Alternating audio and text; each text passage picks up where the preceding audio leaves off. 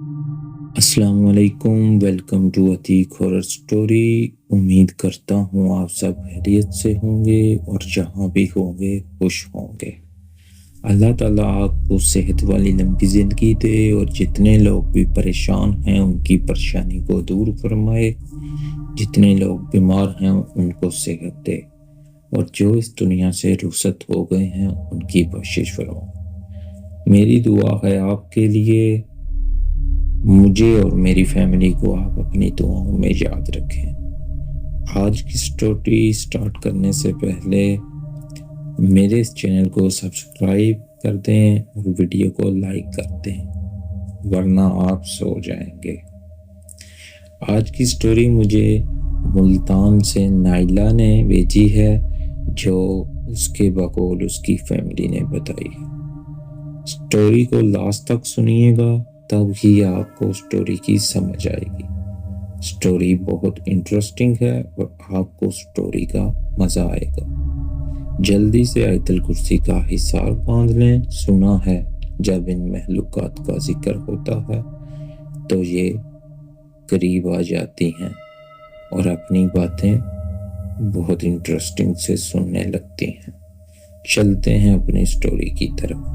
السلام علیکم عتیق، میرا نام نائلہ ہے۔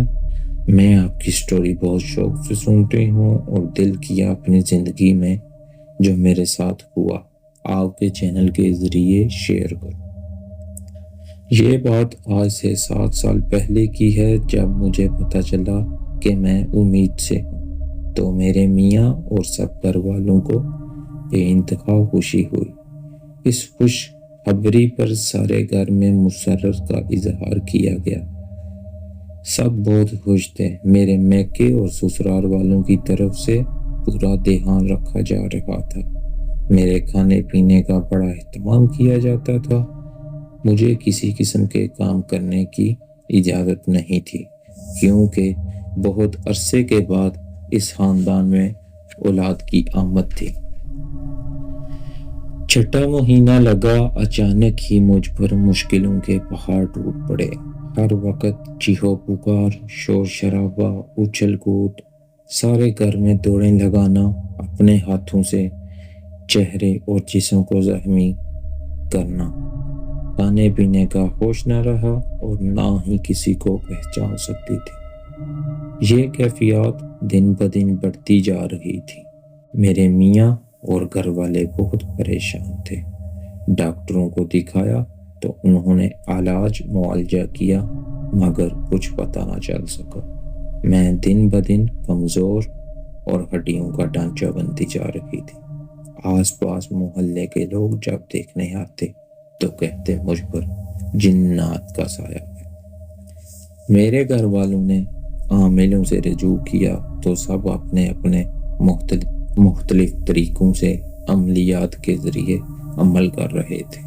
تعویذ کنڈے سب استعمال کیے جا رہے تھے، لیکن کوئی فائدہ نہ ہوا اور گھر کے ماحول پر بہت اثر پڑ رہا تھا۔ سب کی حالت بہت خراب تھی۔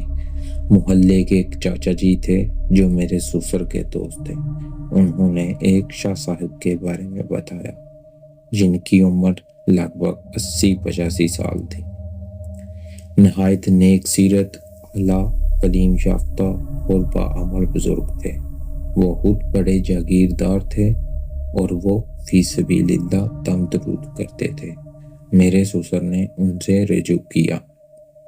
میرے گھر والے مجھے ان کے پاس لے کر گئے۔ جب شاہ صاحب نے دیکھا تو وہ سمجھ گئے اور انہوں نے بتایا کہ مجھ پر جنات کا اور اس سے جان چھڑوانے کے لیے عمل کرنا پڑے گا۔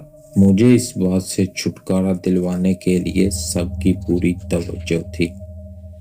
دوران عملیات شاہ صاحب اپنی پوتی جو خود عاملہ تھیں اس کو ہمیشہ اپنے ساتھ رکھتے تھے، چونکہ وہ ضعیف العمر اور جسمانی لحاظ سے لاغر تھے۔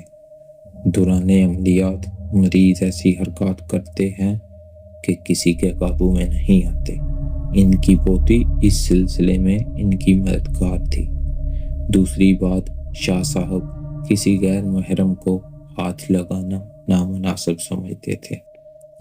شاہ صاحب نے مجھے اور اپنی پوتی کے علاوہ سب کو باہر نکال دیا۔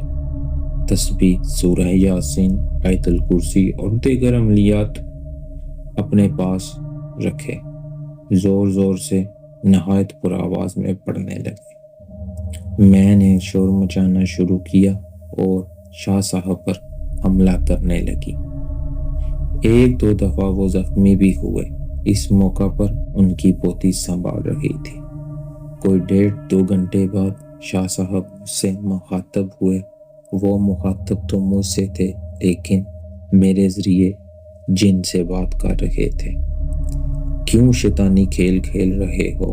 اس لڑکی نے تمہیں کیا تکلیف دی ہے؟ تم نے کیوں اسے عذاب میں مبتلا کیا ہوا ہے؟ اس کی جان چھوڑ دو ورنہ میں تمہیں نیست و نابود کر دوں گا۔ میں اپنی زبان سے جن کے لہجے میں نازیبا الفاظ ادا کر رہی تھی۔ شاہ صاحب کو دھمکیاں دینے لگ پڑی۔ اس معاملے میں دخل نہ دو ورنہ تمہارا نقصان ہوگا۔ اس کو اسی حالت میں چھوڑ دو، میں اسے کبھی ٹھیک نہ ہونے دوں گا۔ شاہ صاحب غصے کی حالت میں دھمکانے لگے اور لوہے کی لمبی سلاح لے کر بولے، میں تمہاری روح کو پاش پاش کر دوں گا۔ ساتھ ساتھ شاہ صاحب اپنے عملیات جاری رکھے ہوئے تھے۔ آخر 2 گھنٹے کی پڑھائی اور باہمی چپکرش کے بعد جن نے اپنی شکست تسلیم کر لی۔ جن مغلوب ہو چکا تھا۔ شاہ صاحب کے پڑھے گئے کلمات نے اس کی شیطانی حرکات کو قید اور جکڑ لیا تھا۔ شاہ صاحب کے پوچھنے پر جن نے بتایا کہ وہ گووندہ جن کا پوتا ہے۔ گووندہ جن وہ جس نے حضرت نوح علیہ السلام کی کشتی کو دوران طوفان اپنے پاؤں کے انگوٹھے سے روکا تھا اور بحکم باری تعالیٰ حضرت نوح علیہ السلام نے اس کو ٹھکانے لگایا۔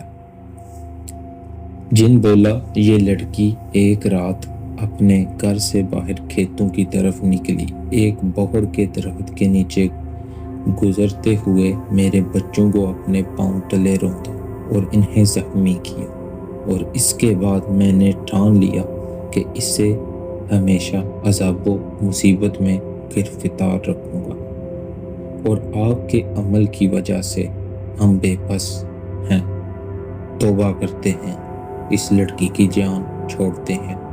بس اتنا خیال رہے کہ 10 دن تک مسلسل تازہ بکری کی کلیجی کھاتی رہے اور پھر ان درختوں کی طرف رجوع نہ کرے۔